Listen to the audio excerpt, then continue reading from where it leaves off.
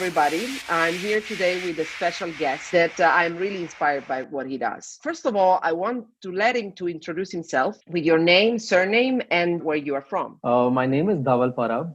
I'm from India. I'm from Mumbai. And what is your job? I run an NGO for underprivileged children in Mumbai, and I also work with a risk management firm as an administrator manager.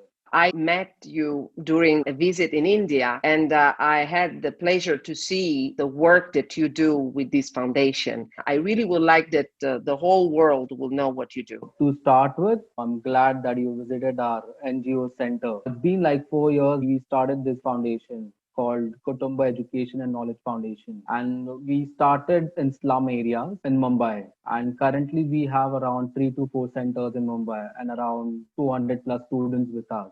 Slum kids. There was a motive behind starting this foundation. So that was, if you see in India, 60 to 70% of the population is youth.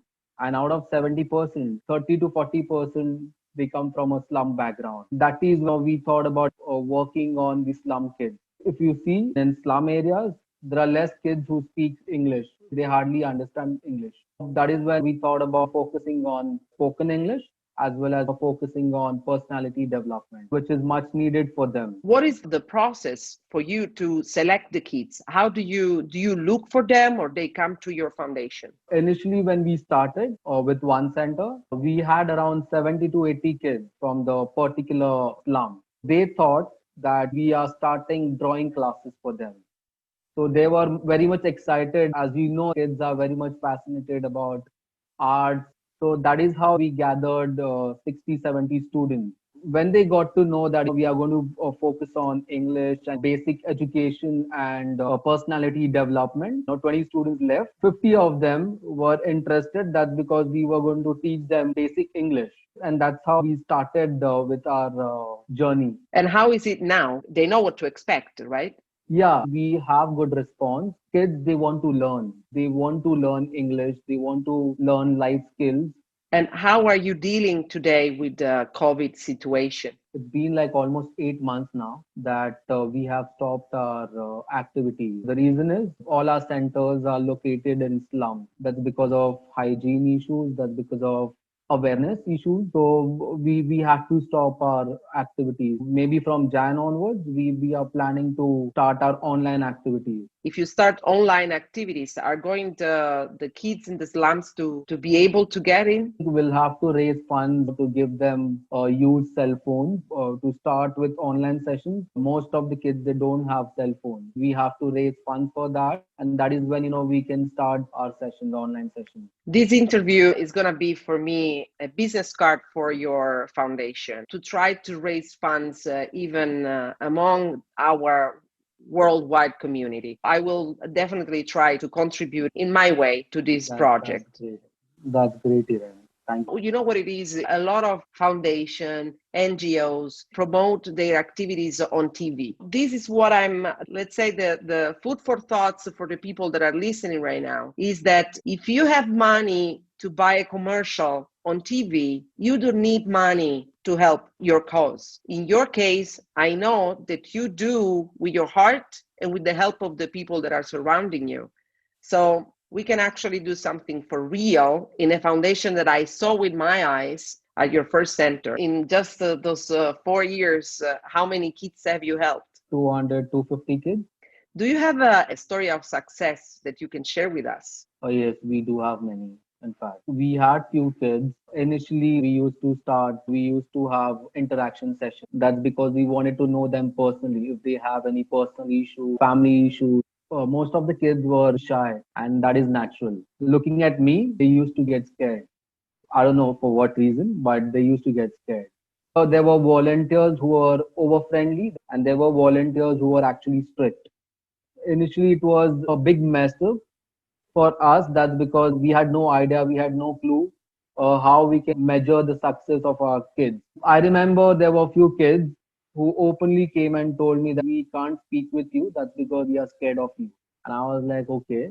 I mean, for me, that was like, okay, now I need to change myself. I need to change my approach.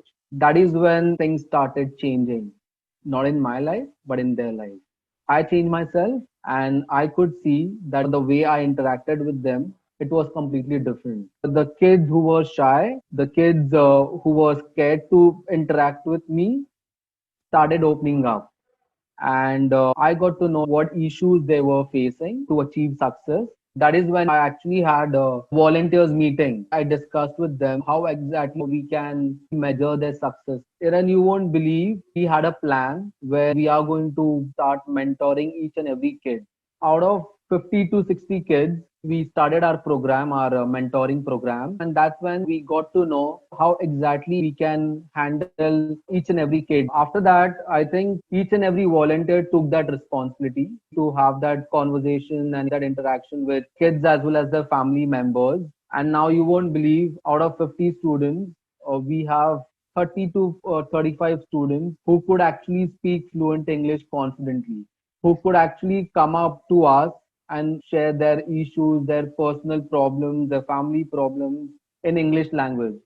And I think that is when I got to know how powerful this language is. A lot of students, they call me and they speak in English. Initially, when they used to call me, they used to speak in mother tongue, but now it's completely a different case. For me, that's a success. That's how we are changing lives of underprivileged children now. It is very interesting what you are saying. If you think that in Italy, only the 27% of the population speaks English. I think that compared to India, there are less people in Italy that speak English than India. But I'll tell you something. In your country, in Italy, people won't judge that "Hey, you can't speak English." But in our country, if you speak Hindi, if you speak your mother tongue, and if you can't speak English, that's where the problem starts. Because people who can speak fluent English, who understands English, they start judging you. You go to any restaurant, good restaurant, you can't speak English, they start looking at what clothes you're wearing, what brand you're wearing. So I think language is very much important. I wouldn't say that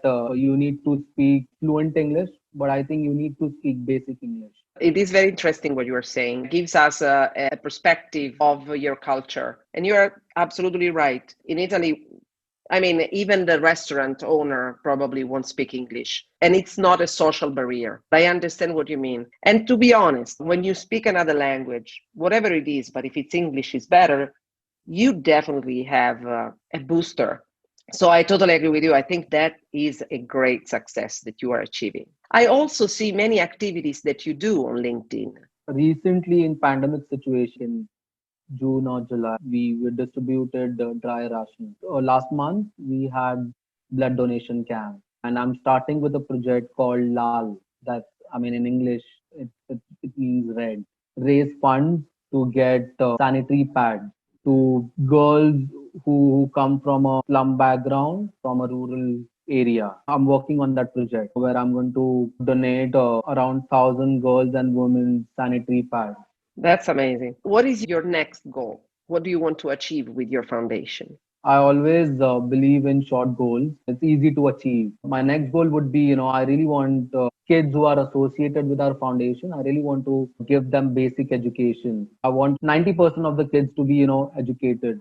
I'm focusing on how we can give them scholarship in good schools. I'm really focusing on that. I would like to know more about what you think about the topic that we are touching with these interviews, which is the leadership of change.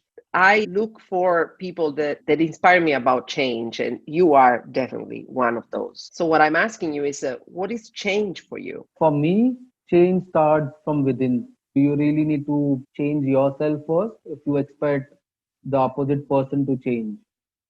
So that is change for me. And what is a leader for you? Someone who can take responsibility of others, someone who is passionate, that is leader for me. Are you a leader? Definitely. 1,000%. Yes, you are. Yes, you are. And for me, you are a leader of change for sure. Something that I ask at the end of the interview is if you have a dream with a deadline, which I mean, something that you think that is too big to realize. Honestly, I think that you already have done something very, very big in a reality that is very hard. Do you have another dream with a deadline? To be frank, I really haven't achieved anything. There's long way to go for me to achieve my dreams. But yeah, as I said, I really want each and every kid to get a formal education. I really want each and every girl, a woman to be aware about menstrual hygiene. I really want to give them that education where they can actually take care of themselves. That is a dream for me. Is there anything that you would like to ask the community that is following us? I would tell each and everyone who is connected with Iran, just help one person. I think you have achieved it. I think that is where you can feel proud about yourself. Not when you achieve $1 million or not when you buy a Lamborghini car. You can any which ways achieve it, and that's fine. Not a big deal. But helping someone would actually change your life. So I would actually request each and everyone who is connected with Iran at least help one needy person. Thank you very much. And Thanks, I thanks. agree with you, and I join your request, and I will do it today. Thank you, Dhaval. Anytime.